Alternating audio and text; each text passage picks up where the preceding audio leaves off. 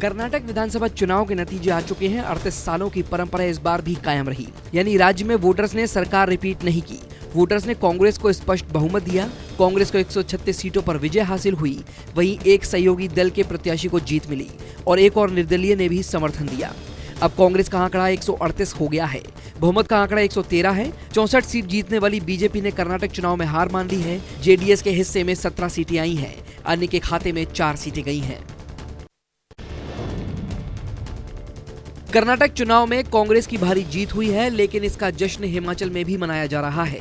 नतीजे आने के बाद पार्टी महासचिव प्रियंका गांधी कांग्रेस कार्यालय राजीव भवन पहुंची, जहां उन्होंने पार्टी कार्यकर्ताओं के साथ जश्न मनाया। इस दौरान उन्होंने कहा कि कर्नाटक की जनता ने साबित कर दिया कि अब देश में समस्या के समाधान की राजनीति चलेगी। उन्होंने कहा कि कांग्रेस ने हिमाचल प्रदेश और कर्नाटक में जनता के मुद्दों पर लड़ाई लड़ी और जीत हासिल की। प्रियंका गांधी ने कहा कि जनता के मुद्दे बेरोजगारी, महंगाई और भ्रष्टाचार हैं। जनता ने ये साबित कर दिया कि अब ध्यान भटकाने वाली राजनीति नहीं चलेगी। हमारा पूरा प्रचार यही रहा था कि जनता के मुद्दों पर हमें बात करनी चाहिए। वो मुद्दे हैं महंगाई, बेरोजगारी, भ्रष्टाचार। जनता विकास चाहती है और आज से दोनों हिमाचल प्रदेश और कर्नाटका ने इस देश को साबित कर दिया है कि ध्यान भटकाने वाली राजनीति अब नहीं चलेगी।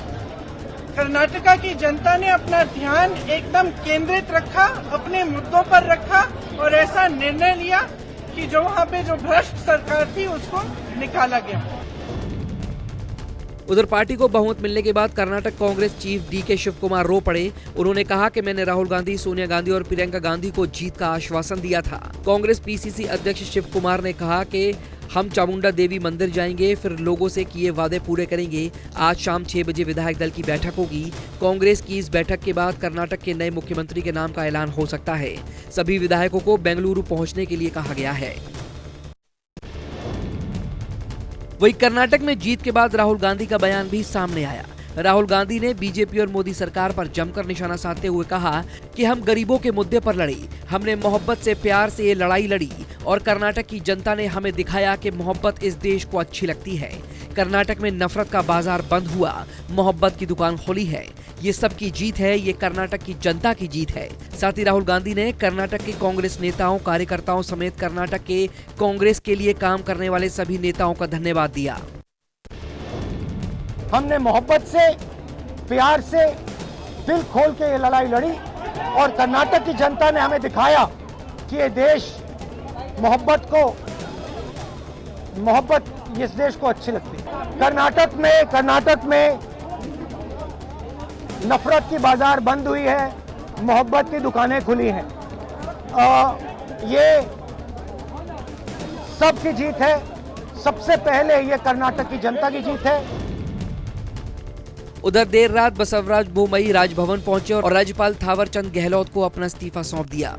इस्तीफा देने के बाद बोमई ने कहा कि मैं खुद हार की पूरी जिम्मेदारी लेता हूं। पार्टी हार के कारणों का विश्लेषण करेगी और पहचान करेगी कि कहां हम गलत हुए, उसमें सुधार किया जाएगा। हमारी पार्टी राष्ट्रीय पार्टी है जो केवल चुनाव के लिए नहीं, हम चाहे राज्य में सत्ता में हो या विपक्ष में, जनता की आवाज उठाते रहेंगे। लोकसभा चुनाव में हम पूरे दमखम के साथ पार्टी मजबूत करके उतरेंगे।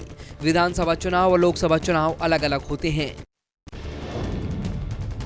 वहीं कांग्रेस अध्यक्ष मल्लिकार्जुन खड़गे का भी जीत के बाद बयान सामने आया। उन्होंने कहा कि बीजेपी मुक्त दक्षिण भारत अहंकार नहीं, लोकतंत्र की प्रजा का प्रभुत्व चलता है। मैंने गांधी परिवार से बात की।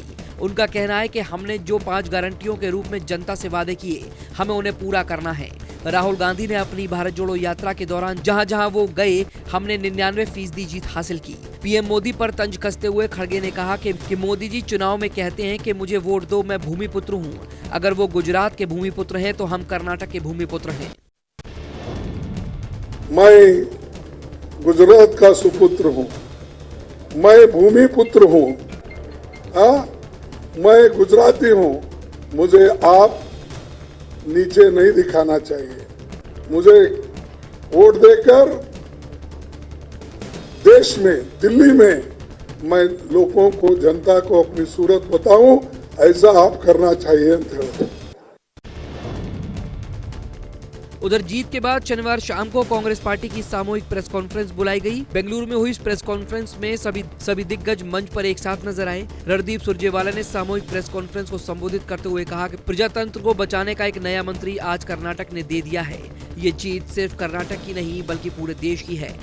पीएम ने कहा कि कांग्रेस मुक्त भारत, लेकिन कर्नाटक के लोगों ने बता दिया कि बीजेपी मुक्त दक्षिण भारत। उत्तर प्रदेश के निकाय चुनाव में बीजेपी ने ऐतिहासिक जीत दर्ज की है। यूपी निकाय चुनाव में बीजेपी ने क्लीन स्वीप करते हुए प्रदेश की सभी नगर निगमों पर जीत का झंडा फहराया है, जबकि मुख्य विपक्षी दल समाजवादी पार्टी को सभी सीट पर हार का सामना करना पड़ा। उत्तर प्रदेश के 17 नगर निगमों के चुनाव घोषित कर दिए गए और इन सभी पर बीजेपी उम्मीदवार मेयर चुने गई। वहीं ऐतिहासिक जीत पर सीएम योगी ने कहा कि नगर निकाय चुनाव में बीजेपी ने अब तक की सबसे बड़ी जीत प्राप्त की है। ऐसा पहली बार हुआ है। सुप्रीम कोर्ट के फैसले के बाद कर्नाटक चुनाव में मिली जीत के बाद महाराष्ट्र की विपक्षी पार्टियां उत्साहित हैं। इसी को लेकर आज एमवीए दलों की बैठक बुलाई गई है, जिसकी अध्यक्षता शरद पवार करेंगे। ये बैठक शरद पवार के आवास सिल्वर ओक पर बुलाई गई है। इस बैठक में उद्धव ठाकरे समेत कांग्रेस के कई बड़े नेता शामिल होंगे। बता दें कि महाराष्ट्र में सियासी ड्रामे को लेकर सुप्रीम कोर्ट के फैसले और कर्नाटक विधानसभा में कांग्रेस को मिली जीत के बाद कांग्रेस के साथ साथ एमवीए दलों का भी मनोबल बढ़ा है।